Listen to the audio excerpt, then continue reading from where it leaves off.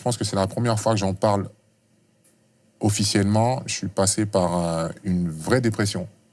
C'est-à-dire que sans m'en rendre compte, j'étais au téléphone un soir et au bout d'un moment, je demande à la personne de raccrocher.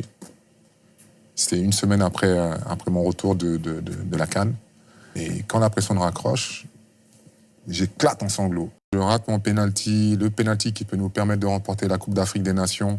J'étais effondré.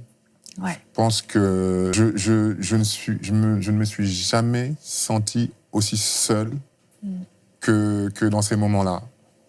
Lorsqu'on a l'impression que le bien-être d'une nation, bien-être bien sûr momentané, oui, bien sûr, dépend d'une action concrétisée ou ratée, c'est lourd à porter. C'est lourd, mais je comprends. Mais j'avais les épaules suffisamment larges pour le faire. Parce que c'est mon rêve d'enfant, de faire lever les foules. Mon rêve, c'était ça. Quand je rentre sur un terrain de foot, je suis un artiste.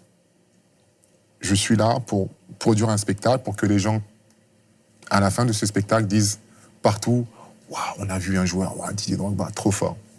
Je suis là pour ça. Alors quand ça se passe mal, la défaite, en général, elle est orpheline. Et en plus, pour quelqu'un comme moi, qui a un leadership très fort, très prononcé, parce que je m'engage, je m'implique, ce que j'appelle lead by example, et puis by proof. Je donne tout, et puis moi qui dis à chaque fois, les gars, si vous me suivez, vous allez voir, ça va se passer comme ça va bien se passer. Ben, ce jour-là, le plan a échoué. Je suis passé, je pense que c'est la première fois que j'en parle officiellement, je suis passé par une vraie dépression. C'est-à-dire que sans m'en rendre compte, j'étais au téléphone un soir et au bout d'un moment, je demande à la personne de raccrocher. C'était une semaine après mon retour de la CAN. Et quand la personne raccroche, j'éclate en sanglots. Mais je suis dans mon lit, je suis seul et là, impossible de m'arrêter. Pourquoi moi ? Moi qui ai tout donné, qui suis exemplaire, qui fait ci, qui fait ça, je ne comprends pas. Est-ce que le bon Dieu m'a lâché ? Et en fait, sentiment d'injustice. Ah oui.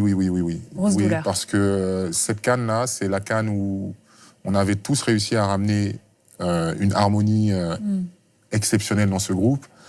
La Côte d'Ivoire sortait d'une crise post-électorale et nous, on était en fait quelque part la bouffée d'oxygène de ce peuple. Et ne pas être à la hauteur des attentes, ça a été très dur. C'est fort.